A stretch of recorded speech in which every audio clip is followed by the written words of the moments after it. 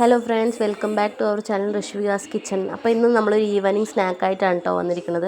ഇത് നമ്മൾ കലത്തപ്പമൊക്കെ ഉണ്ടാക്കുമല്ലോ, അതേ മെത്തേഡിൽ തന്നെയാണ് ഉണ്ടാക്കുന്നത്. പക്ഷെ നമ്മൾ കുക്കറിൽ ഉണ്ടാക്കുന്നതിന് പകരം ഇത് നമ്മൾ ആപ്പച്ചട്ടിയിലാട്ടോ ഉണ്ടാക്കുന്നത്.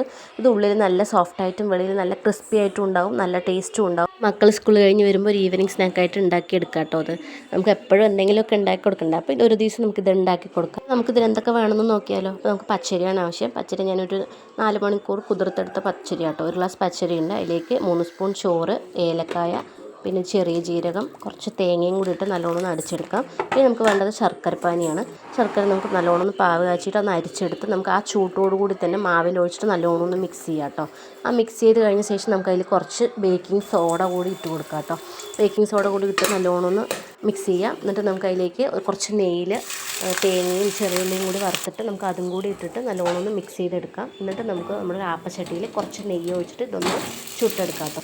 നെയ്യ് തന്നെ വേണമെന്നില്ല കേട്ടോ, നമുക്ക് വെളിച്ചെണ്ണയിലാണെന്നുണ്ടെങ്കിൽ ഉണ്ടാക്കിയെടുക്കാം. അപ്പോൾ നല്ലൊരു ഈവനിങ് സ്നാക്കായി. ഈ വീഡിയോ ഇഷ്ടപ്പെട്ടാൽ ലൈക്ക് ചെയ്യണേ.